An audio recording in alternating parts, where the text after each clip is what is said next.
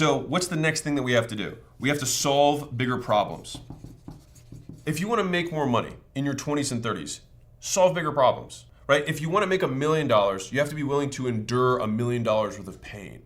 If you want to make $10 million, you have to endure $10 million worth of pain. And here's the thing, is that most people have never endured that. And so when they start getting into it, the thing is that the nature of the pain changes.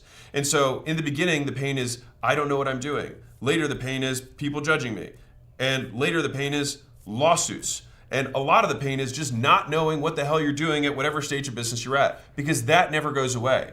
And so not knowing is a constant. So trying to solve for not knowing is silly, because it's never going to happen. And so this is why you have to get comfortable with uncertainty. You have to make uncertainty your friend. If we're going to solve problems, right, we might as well pick big ones. And I'll give you a great analogy that I got from Stephen Schwartzman, who's the founder of Blackstone. He said, big goals and small goals are usually just about as hard. A common VC saying is that having a really successful restaurant, you might have to work 80 hours a week and manage all these different people to have a really successful local restaurant. And you might also have to manage all these people and do all this other stuff if you want to build a $1 billion unicorn. Both those things are hard. And so if it's going to be hard regardless, you might as well go big. And actually, it's been that is a very helpful frame for me, because one of the beliefs that I have about business and life is that suffering is a constant. Like, I have to remind myself this on a regular basis, which is that if we are growing, I am in pain. If we're plateaued, I am in pain. And if we're declining, I'm in pain, which means that I am pretty much always in pain.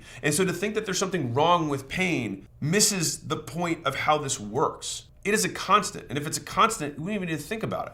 It shouldn't be a reason to do something or not do something, because it's just always there. Competition for big goals, believe it or not, is actually much rarer. It's thinner air. People believe that it's so unrealistic that they don't shoot for it, which actually makes fewer people there to compete against. And so it is probably harder in some ways to have a local restaurant that is really successful than it is to have a, big business. And what I found is that most problems are solvable, which means that most things are knowable. And the reason that you probably haven't gotten to where you want to go is because you haven't actually started trying yet. And so you're going to have to be obsessive about it. And I think one of the big things that I didn't understand was just how obsessive I was going to have to be. Is normal to not be like your other normal friends if you want to have extraordinary outcomes. If you think about the reverse, it wouldn't make sense if we do the same things as our normal friends and somehow get something different. It's a positive indicator. It's a green flag that you're living a different life than everyone around you. Like, I had a conversation with my EAs this morning. They were like, man, I feel like if you were a normal person, that's what they said to me. They're like, I feel like if you were a normal person,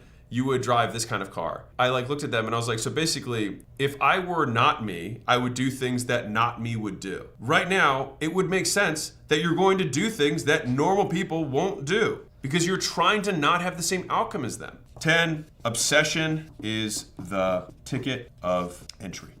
It's the price of entry. And the thing is that obsession isn't really obsession. It's actually just trying, and no one else tries. Like, that's the real, is that normal people call what I consider sane people to be obsessed. But sane people, which is what I consider myself, consider everyone else insane because they do nothing and waste their lives. And so we have to be comfortable with reasoning from first principles of like, I am only going to live here for not that long, and I'm only going to have a certain amount of hours to do the stuff that I want to do. Why on earth would I not do it because of some face noise that some person, some other, advanced ape is going to say to me about them having a preference about how I'm living my life? And so you can boil almost all insults or judgments down to this statement. And I think, I hear this, I translate it when I hear hate. You do not live your life in a way that I would prefer. So they're like, you shouldn't. I do not live my life in a way that you would prefer. And that's okay, because that's why you live a life that you prefer